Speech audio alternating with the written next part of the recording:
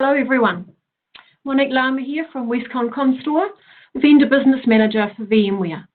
It's great to see so many of you joining us today. It is my pleasure to introduce our next presenter, VMware's Roger Campbell, who's going to take us through addressing the new normal with VMware.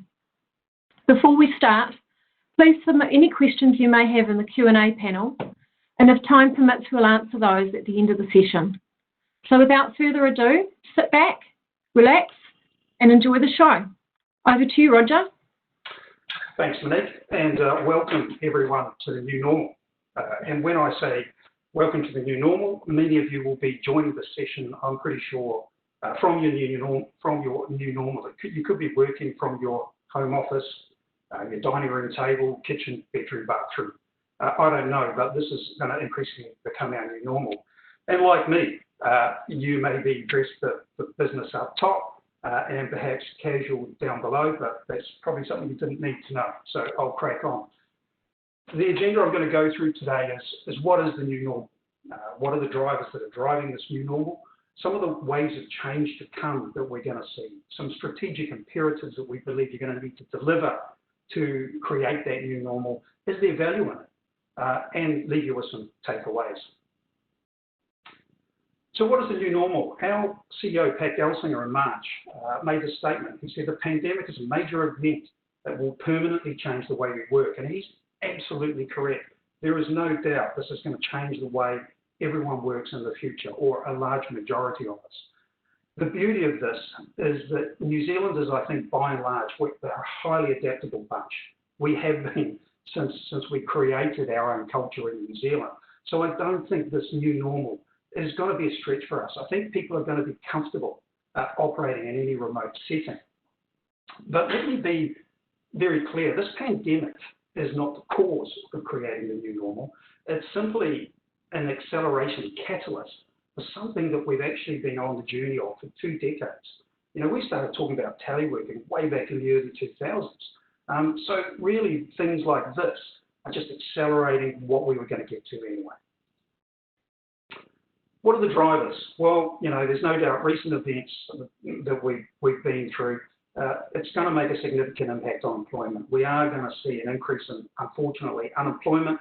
And, you know, later today, we're going to figure out how our economic numbers are looking, but, you know, undoubtedly it will rock business confidence a little. So, you know, things are going to be a little rocky for a while. So I expect what we're going to see is a lot of businesses are going to downsize their real estate. They're going to look for flexible office space rather than long-term leases. They're probably going to forfeit things like serviced offices and communal spaces because they're going to be too hard to maintain in the new normal. You know, constant cleaning, disinfecting, all of those sorts of things are going to be difficult. The good news on this is only before the pandemic, only 3.6% of our workforce worked remotely half the time or more. Apologies. But through a bunch of surveys that I'm getting both from my clients and that I'm seeing out there anecdotally, we're actually going to see a 30 to 40% of the people are actually going to want to continue to work this way post-pandemic. So we're going to see an increase from 3.6 to probably in the 30s of people wanting to work from home. That is absolutely going to be our new normal, working from home or remote working for many people. How do a lot of New Zealand organisations grade themselves? Well, I have that benefit of being an account executive, talking to all of my clients. And to varying degrees, most have been relatively successful during this lockdown phase. I would suggest, if you're going to use a report card model, most organisations would give themselves a B+ or an A-. In general, they were able to get people working out of their home. To varying degrees, not overly successful in some situations, but people able to do their jobs by and large. That didn't come easily. It came at a large cost and a lot of effort from IT, HR, and marketing to make that happen pretty reactively. But most of the organisations now are asking us, moving forward, how do we not have to go through this again? How do we not have to be reactive? And how can we be a little bit more prepared for this? So I predict we're going to see this in 3 ways. The first wave is the wave we call the get it done wave. That's kind of what we've been through. You know, how do we react to this business continuity situation? And most companies can give themselves a great pat on the back for achieving that. And they've done this through hardware, as I said. They've purchased additional hardware where they can. We know the vendors have struggled to get hardware out to people. That's been one of the big challenges. The telcos responded well. We increased telco capacities into our data center to allow people to work. We increased our VPN capacities and firewalls where we could to allow secure access.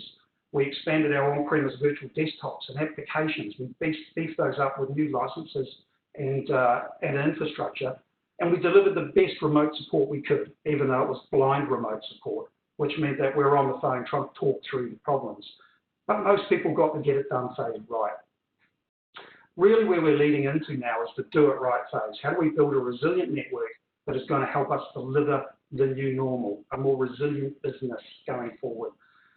It is going to take a change for a lot of organizations. Most organizations are going to have to move from their legacy to delivering a modern management solution. The ability to manage any device, regardless of the location and regardless of the user. Really, this is going to be the start of the digital workspace journey for most organizations. We're going to see a change in projects. So a lot of people are going to probably push projects out, and I believe we're going to see a promotion of cloud services projects. Anything that's got cloud in it is probably going to be pulled forward. That allows us better scalability, less impact on things like our telcos, less VPNs, that kind of thing. And when I say cloud, it's going to be, easier to do things. Move to Office 365 or G Suite. Let's use Workday. Let's use Salesforce. Let's use ServiceNow. These cloud tools. We'll leverage modern security, per app VPN tunneling over legacy VPN. We're not getting rid of our legacy VPNs. All it does is it takes some of the impact of those legacy VPNs in the future. We can spread the load a bit. And we're going to see a transition from on-premise virtual desktops to virtual applications delivered from the cloud from places like AWS and Amazon and Azure. Because as our workloads move to the cloud, also that's where we should deliver the virtual apps from as well. And we don't need full desktops. We just need access to some apps. And we'll use collaborative support tools, ones where we can talk to the user and we can both understand what's going on in real time to fix them and make them more productive quicker. The third wave is what we call the transform it phase, and that's accelerating innovation to become an agile, remote-first digital business. In the future, everything we're going to think of when we're starting a new project is a remote-first model. How are we going to get these services to a user? How is it going to be easy, regardless of where they're working from? That is a full self-service business and a full digital workspace capability. We're going to improve intelligence, analytics, and automation to resolve issues before they occur. IT are reacting to a lot of these IT help desks. Let's understand what's going on, and we're going to need a bit of artificial intelligence and machine learning to do that. Self-healing security will become the norm. It's been around for a while. Let's identify and remediate security incidents without human intervention, and they are born of the cloud as well. We're going to expand our network edge. The network does not need to finish at the doors of our corporate office. Let's extend that network edge right out to a user's home office. We're going to need to use technologies like software-defined WAN and NSX, sort of network and virtual security, to make sure we're providing the tools to keep everything secure. And the final transform phase is modernizing our applications. How do I modernize the applications to make them more portable? I need to be able to move applications from a data center into a cloud quickly. We're probably going to use containers managed through Kubernetes and use software-defined data center automation to move them to the place we need them at that particular time and place. And there's no doubt technology is at front and center of the new normal. I want technology to deliver the services to me regardless of my physical space and the device that I want to use. Here I am today in my home office and I'm using my own desktop machine, not using a corporate machine. But if I'm at a hotel or if I'm at a corporate office, I'll use my corporate laptop.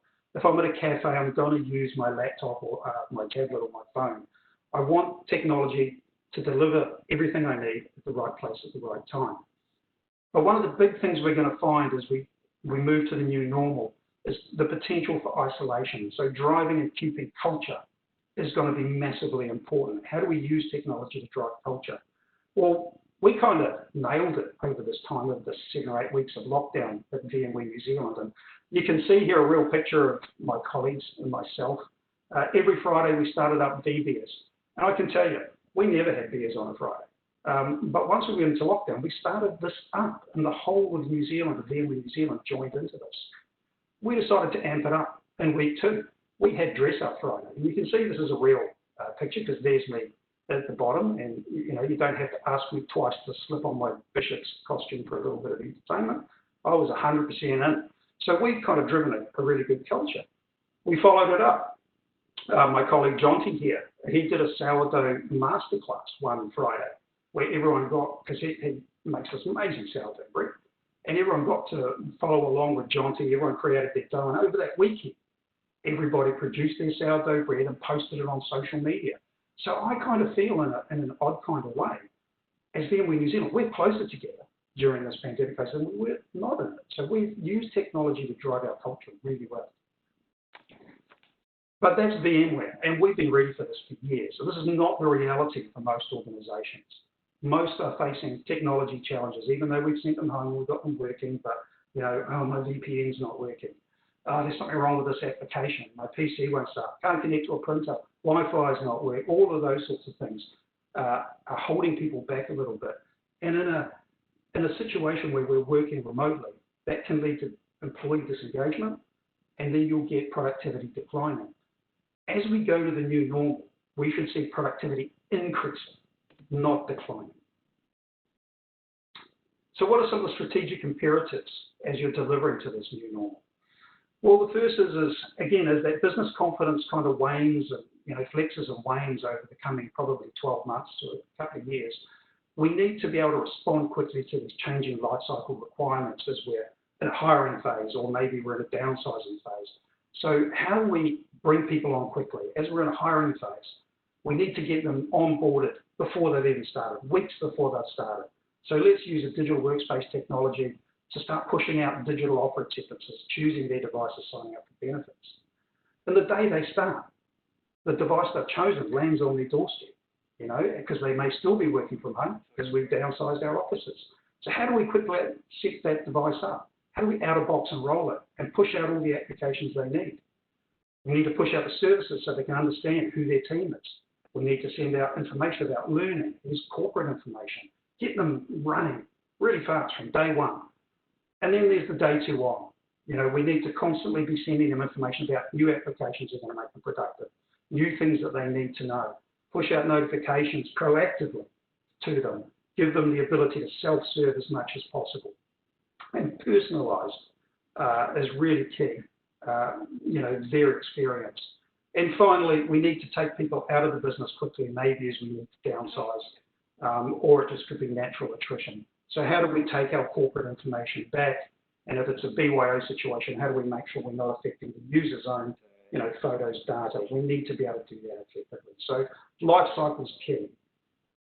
We need to drive a self-service culture using digital workspace. Every day I log in, I get faced with my digital workspace, and that digital workspace gives me access to all of the applications and services I need to use to make me productive.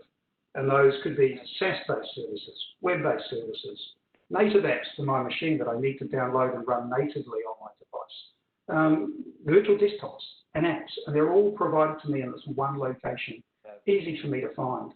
The corporate can promote apps like an App Store experience, and you can see that in the top left over there, because they're apps they think are going to be useful to me.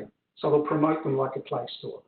And then that experience needs to be consistent across all of my devices. It needs to be the same look and feel whether I'm using a Mac or a Windows or an Android or a Chromebook. It needs to look familiar for me to be the most productive. And we spoke about engagement. How do we become the most effective when we're dealing with our remote users? At VMware, we use a tool called Workspace ONE Assist, which is part of our digital workspace technology. And that allows an IT help desk person, regardless of the location they're in. I don't mind if they're working from home or working in the office, and a user could be in a cafe. If they've got a problem, our IT help desk can actually do a remote control session of their device to collaboratively resolve problems as they occur. And we don't care whether that device is a Windows machine or a Mac machine or an Android. They can remote control or screen share to any device and work together to solve the problem. We want to create an inclusive and safe environment but with some efficiencies around that. So in our digital workspace here, we have a thing called a home tab, which is a personal digital billboard, and it's for each user. So every day when I log into my digital workspace, it shows information that's pertinent to me, and it's the same across, again, all of my devices. This was a real screenshot that you can see I threw up a couple of weeks ago with my phone. It addresses me. Good afternoon, Roger. It tells me a bit of information about our company performance. And then they show me information that I need to know. You know, here's an update on our return to office plan. And it's easy for me to get that information, regardless of where I am. I click on that link, that opens up my secure web browser, and then I get to Alex's blog, who's our CTO, that explains what's happening. You know, nice and easy. It's great information. It makes me feel connected to the business. But then there's the important stuff. That's pull information. How do I push information to? That's where we use our notifications capability. We need to be able to push out important information to users that are not just notifications, but potentially actionable notifications to improve our productivity. And they could be things like, it could just be a simple notification saying there's new apps that have been delivered into your digital workspace. Please go and have a look at those. They may be useful to you. It could be something that says, you need to go home now. It's a priority emergency notification. And there's a click button that says, when you get home and you're safe, please click on this link to advise us you're okay. Or the third example might be someone's ordered a new battery from home because their laptop's not working properly. They do that through ServiceNow. And instead of me now as the approver having to open up an email, click on a link, log into ServiceNow, find that request and approve it, it comes to me to any device as a digital approval. And all I have to do is approve or deny it. And that integrates directly with the ServiceNow tool to make it happen. So I'm getting micro productivity moments. And we need to drive that culture of feeling connected in the new normal. So how do we make it easy for people to be connected? We make it easy for them to find people we deal with most. So again, in my digital workspace, I use my people tab. And what that is, it's a full hierarchical organizational structure. But when I open it, it shows me my direct colleagues, the people that work in my team. I can click on any of those team members and it gives me rich contextual information about that user. You know, what office they work in, what's their phone number, what's their email address. And there's a button next to each of those which allows me to simply click on it, dial them, text them, send them an email. But more important, as importantly, you know, we've got our new collaboration tools that keep us really connected. And at VMware, we use both Teams and Zoom intermittently. And from my digital workspace, I'm a click away from launching it and having access to any of my colleagues. So it's about making it the easiest possible experience for the user. And finally, we talk about trust and simplicity in the new normal. We use a zero trust model at VMware. As a user, I want to feel like the business has my back. I don't want to be thinking about the security that I need to put in, me as the user. The company should enact the security for me. So they use a zero trust model. And whenever I'm using any service at VMware, we look at these four things. We look at the device that I'm on at any particular time. We look at the identity that I've given it, and I may step up the levels of authentication depending on the location that I'm in. And my location may change during the session. And once I'm in there and I've proven all of these things, good device, great identity, location's okay, now you'll show me the apps and information that I'm allowed to use, and then it'll figure out whether I need to secure that information in transit or whether I need to provide data loss prevention controls during that session. We constantly review that in the session. Or, if you don't want to go through that, deliver a pre-secured app out to the user, and we've got tons of these at VMware. You know, we've got secure email, secure web, secure content, notebooks for notes, smart folios. We've got a whole bunch of pre-secured apps that you can send out to BYOD devices. And is there value in the new normal? Absolutely. You know, here's a calculator that calculates that a company with 500 employees, if I drive a 5%, just a 5% increase in productivity from 2 days a week from home, and a 15% reduction in facilities and absenteeism, that will be a saving of $3.7 million a year for a business. That's great for a business. What's in it for me as the user? There's definite savings here. As a user, I will save $3,500 a year in travel, food, parking, dry cleaning, clothing, all of those things. For me, 2.91 coffees a day will save me $3,500 a year. I probably consume more than 2.91 coffees a day. 9.2 working days on commuting time. I think that's incredibly conservative. I think for most people, it's 20 to 25 working days a year you would save simply in commuting time. And then we look at the social aspects. Petrol not consumed, reduction in carbon footprint, less accidents on the road, putting less stress on our healthcare system. There's lots of great social aspects to the new normal. So I'll leave you with these takeaways. As you're driving towards what is going to be your new normal, which is going to be remote working or working from home, don't just think about the technology. Think about the human needs. If you really want to empower a productive remote workforce, you have to think about the cultural and physical considerations of how the user is going to consume the services, regardless of the location and device they're on. Rethink your digital workspace definition. I use the term any.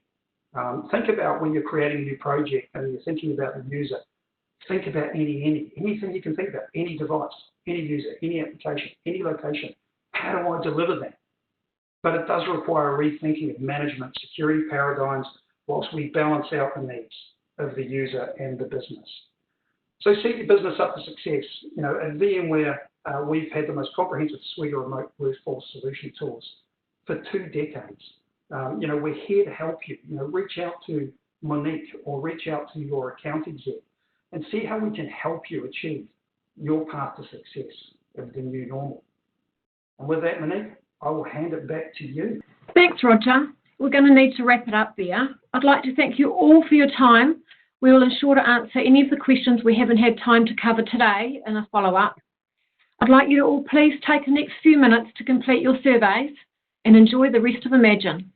Thank you.